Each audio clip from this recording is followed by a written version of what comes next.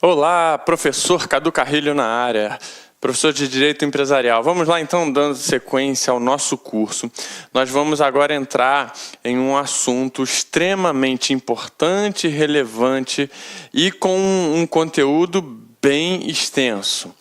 Porque, na verdade, esse assunto é o direito societário. Direito societário, ele abrange muitos assuntos. Ele é um sub-ramo do direito empresarial. E por que ele é grande? Por que ele é importante? Porque, além de ser grande, com muitos detalhes, muitos pormenores, muitas subdivisões dentro do próprio direito societário, todo concurso que pede no seu conteúdo de direito empresarial a parte de direito das sociedades, sempre tem questão sobre isso, seja das sociedades maiores, seja das sociedades menores, seja das regras gerais. Então, hoje, nós queremos falar sobre regras gerais das sociedades e também falar um pouco sobre as sociedades menores. Não menor, esse termo menor, ele é usado no sentido de que um conteúdo a ser aprendido é bem menor, são poucos artigos relativos às sociedades menores. Além disso, exatamente por serem menores, elas também são pouco usadas na prática. As pessoas que resolvem montar uma sociedade ou exercer atividade econômica por meio de uma sociedade, utiliza-se mais dos institutos das sociedades maiores, que seriam, por exemplo, a limitada e a sociedade anônima. No entanto, nós percebemos que as bancas, apesar de serem sociedades menores, gostam de cobrar esses assuntos, essas sociedades nas provas. Então, o direito societário grandão se subdivide mais ou menos dessa maneira aqui. Veja, nós temos aí as regras gerais, que é o que nós vamos aprender hoje, com classificação, com as características que abrangem como regra as sociedades. Veremos também que há uma divisão em sociedades personificadas e não personificadas, ou seja, que possuem personalidade jurídica e que não possuem. Existe no nosso ordenamento sociedades que não possuem personalidade jurídica. Precisamos aprender. E aí, a partir daqui, ocorre uma subdivisão no próprio Código Civil, estabelecendo quais são os tipos de sociedades admitidas no nosso ordenamento jurídico. Então, são elas: sociedade em comum, sociedade em conta de participação, que são exatamente as não personificadas. A partir daqui, nós temos as sociedades personificadas. Então, nós temos lá no Código Civil sociedade simples, a sociedade em nome coletivo, a sociedade em comandita simples, a sociedade limitada, a sociedade anônima. Aqui, com uma breve citação no Código Civil, mas fazendo remissão, ou seja, referência à Lei 6404, é uma lei aí um tanto quanto extensa e que comumente cobrada em prova. Sempre que no edital estiver assim, sociedade anônima, é preciso conhecer os pormenores dessa lei. E aí entra o grande papel do professor, que é desvendar a lei, trazer o conhecimento daquilo que é mais importante dentro da lei e o que mais cai em prova. Além disso, sociedade em comandita por ações e sociedade cooperativa. No caso da sociedade em comandita por ações, nós vemos as estipulações para esse tipo de sociedade no Código Civil e na Lei 6404 também. Então, essas aqui, sociedade em comum com participação simples, nome coletivo, comandita simples, comandita por ações e cooperativas, são as chamadas, faço asterisco junto aqui embaixo, essas são as sociedades menores, porque tem menos artigo, e aí, na verdade, acaba tendo mais relevância para o seu estudo, porque se eu tenho uma sociedade que tem 4, 5 artigos e pode ser que caia uma questão sobre ela, vale a pena eu estudar e aprender sobre ela, porque são poucos assuntos. Então é preciso você saber tudo, todas essas. Não dá para deixar de lado se o edital disser que vai cair sociedade, porque aí a banca pode perguntar uma questão sobre nome coletivo, e ela tem feito isso sim com uma certa frequência. E as sociedades não menores, ou as que são maiores, seriam essas aqui, a limitada, a anônima. E a sociedade simples entra aqui também, ela não é tão classificada porque ela entra como regras gerais também. Essas aqui são as regras gerais iniciais, introdutórias e que contextualizam o direito societário. As sociedades simples são um tipo de sociedade onde eu encontro lá no Código Civil algumas regras para elas, mas que se aplicam como regras gerais às outras sociedades também. Tudo bem? Então é muito importante que a gente tenha essa noção inicial do que está para vir pela frente, com algumas horas a serem dedicadas a esse assunto direito societário, mas é bom porque sempre vai ter uma questão na prova sobre direito societário. Tudo bem? Então eu trouxe aí algumas coisas que eu escrevo para facilitar o nosso entendimento. Primeiro, olha aqui para mim.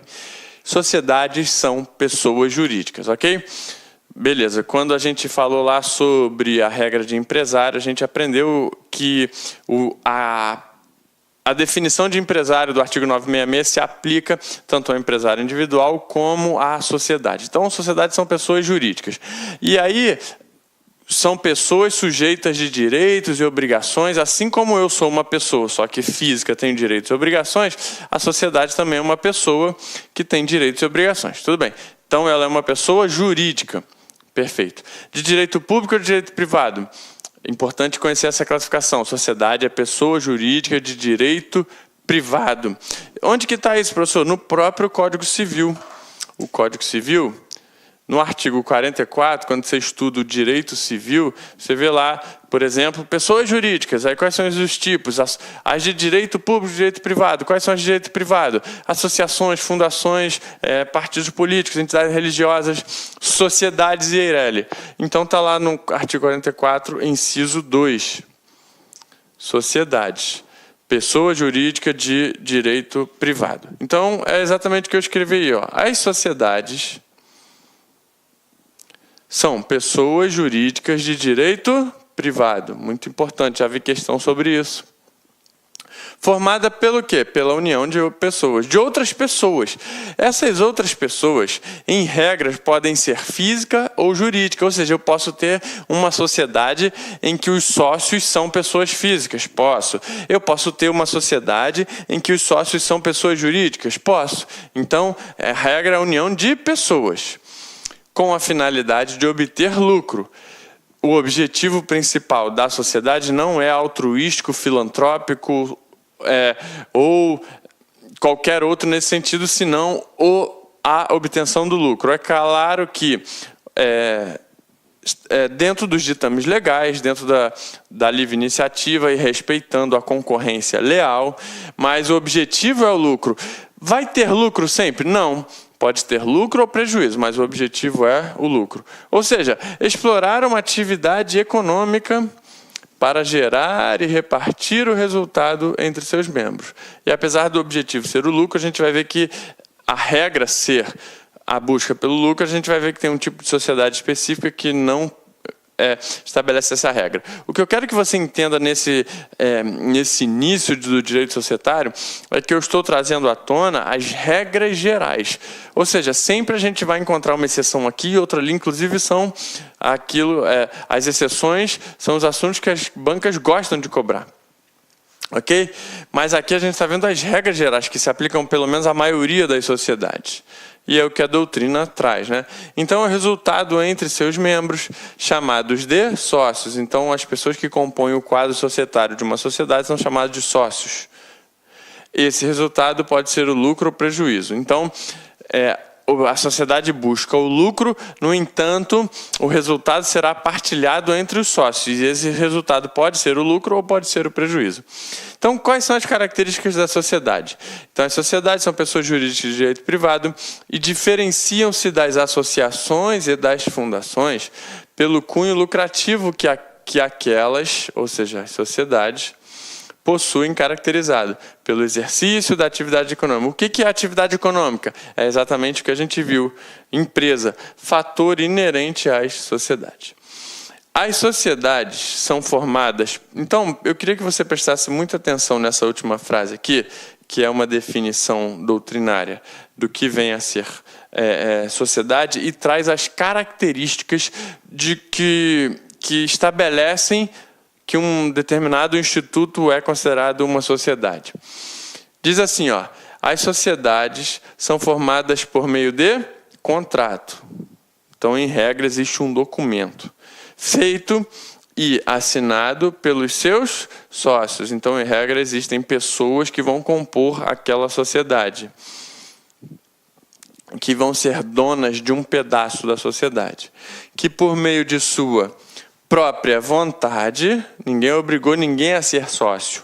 A livre iniciativa permite que quem quiser fique sócio um do outro.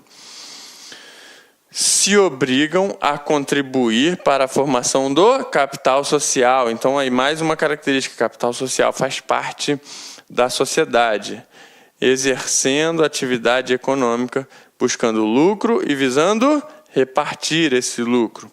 Ok? Então, essa definição é importante para a gente adentrar agora no próximo slide, que vai trazer as características iniciais e gerais de uma sociedade, exatamente, que a diferencia e a lhe atribui um regime jurídico próprio e que a lhe diferencia dos outros institutos ou entes ou pessoas jurídicas.